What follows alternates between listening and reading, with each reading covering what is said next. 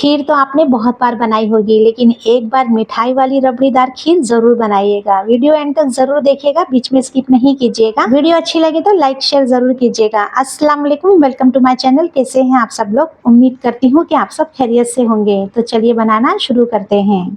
खीर बनाने के लिए मैंने यहाँ पर बासमती राइस का इस्तेमाल किया है और ये चावलों की खीर बहुत ज़्यादा टेस्टी और बढ़िया बनकर तैयार होती है। आप चाहें तो कोई और चावल का भी इस्तेमाल कर सकते हैं। चावलों को हमें पहले अच्छी तरीके से 2 बार मसल कर धो लेना है और चावलों पे लगा हुआ मटमैलापन पानी के साथ अच्छी तरीके से मसल के धोने से निकल जाता है। फिर हमें इसको भिगो देना है और चावल हमारे जितने अच्छी तरीके से भीगे हुए होंगे, खीर भी हमारी उतनी ही बढ़िया बनकर तैयार होगी। तो हम इसमें पानी डाल देते हैं और कम से कम इसको आधे घंटे के लिए ढककर भिगो कर रख देते हैं। और आप देख सकते हैं कि चावल हमारे कितने अच्छे तरीके से भीग कर रेडी हो गए हैं। तो बस इसका पानी निकाल देते हैं और इसको ग्राइंड कर लेते हैं। अब हमें इसको जो ग्राइंड करना है बिना पानी के करना है और बस कुछ सेकंड के लिए ही करना है। अगर आप टुकड़ा चावल का इस्तेमाल कर रहे हैं तो आपको ग्राइंड करने की ज़रूरत नहीं है, बस आप भिगो कर बना सकते हैं। लेकिन हमने ये साबुत बासमती का इस्तेमाल किया है तो हमें इस तरह से इसको दरदरा पीस लेना है। कढ़ाई में आधा कप पानी डाल देते हैं और यहाँ पर 1.5 लीटर दूध डाल देते हैं और ये फैटी मिल्क है। ये गाढ़ा होता है और खीर के हिसाब से ये दूध अच्छा होता है, तो इसलिए मैंने इसका इस्तेमाल किया है। आप चाहें तो कोई भी दूध का इस्तेमाल कर सकते हैं।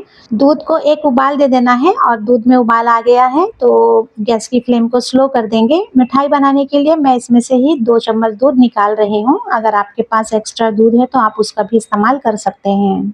जो हमने चावलों को दरदरा ग्राइंड किया है वो हम इसमें डाल देते हैं और गैस की फ्लेम को स्लो ही रखेंगे। खीर हमें स्लो फ्लेम पर ही पकानी है। बस अब हमें चावलों को चला लेना है अच्छे तरीके से और गैस की फ्लेम को स्लो रखते हुए हम इसको ढक देंगे और चावलों को पकने देंगे। बीच बीच में हम चेक भी कर लेंगे और देखिए इसमें एक उबाल आ गया है तो हम फिर से खीर को चला देते हैं। बीच बीच में हम खीर को चलाते रहेंगे ताकि ये नीचे लगे नहीं। घर में जो भी ड्राई फ्रूट रखे हुए हैं मैं उसी का इस्तेमाल कर रही हूँ। आप चाहें तो अपनी पसंद के कोई और ड्राई फ्रूट का भी इस्तेमाल कर सकते हैं। ड्राई फ्रूट कटर से ड्राई फ्रूट बहुत जल्दी कट हो जाते हैं तो इसलिए मैंने इसका इस्तेमाल कर लिया है। बस हमें इस तरह से बहुत ज़्यादा ना पतला ना मोटा, इस तरह से कट कर लेना है।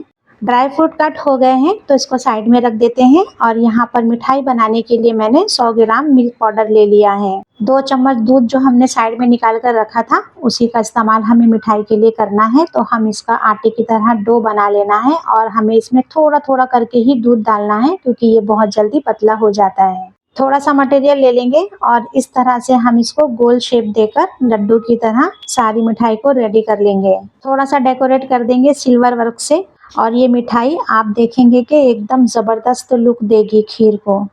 चम्मच से थोड़ा सा सेट कर देंगे और बहुत ज़्यादा मैंने इसमें सिल्वर वर्क का इस्तेमाल नहीं किया है, बस ये ऊपर से इस तरह से खूबसूरत नज़र आए। देखिए इस तरह से बना लेना है।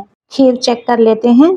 खीर के चावल बहुत ही अच्छी तरीके से दूध में मिक्स हो गए हैं और हम चेक कर लेते हैं पहले चावल गले हैं कि नहीं। और आप देख सकते हैं कि खीर के जो चावल हैं वो बहुत ही अच्छी तरीके से गल गए हैं। तो अब हमें इसमें डाल देना है चीनी। तो मैं यहाँ पर 200 ग्राम चीनी का इस्तेमाल कर रही हूँ। चीनी डालकर हम इसको अच्छी तरीके से मिक्स कर लेंगे और ढककर फिर से इसको 10-15 मिनट और पकाएंगे।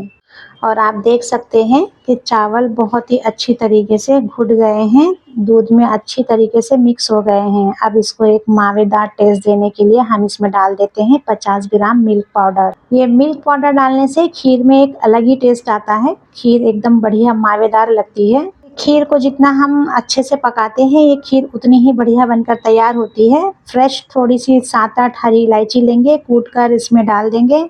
ड्राई फ्रूट जो हमने कट करके रखे हुए थे हम उसमें से आधे डाल देते हैं और आधे बचा लेते हैं डेकोरेशन के लिए। गैस की फ्लेम को बंद कर देंगे और खीर को ढक देंगे और 10 मिनट तक ऐसे ही रहने देंगे और उसके बाद सर्व करेंगे। और आप देखेंगे कि खीर हमारी कितनी रबड़ीदार बनकर तैयार हुई है। कोई भी फेस्टिवल हो या फिर कोई हो दावत, आप एक बार ये रबड़ीदार मावेदार मिठाई खीर ज़रूर बनाएं। और आपने इस खीर को बनाकर रेडी कर कर फ्रिज में ठंडा करके और खाने के साथ सर्व किया तो आप यकीन नहीं करोगे कि आप दूसरी सारी स्वीट डिश भूल जाओगे। ये खीर इतनी ज़बरदस्त टेस्टी लगती है। मैंने बहुत ही आसान तरीके से आपको ये खीर बनाकर दिखाई है। इसको एक बार आप ज़रूर ट्राई करें। अगर वीडियो अच्छी लगी हो तो लाइक करें, शेयर करें और मेरे चैनल को सब्सक्राइब ज़रूर करें। हंसते रहें, हंसाते रहें। मिलते हैं फिर एक नई वीडियो में नई रेसिपी के साथ। टेक केयर, अल्लाह हाफिज़। Thank you for watching my video.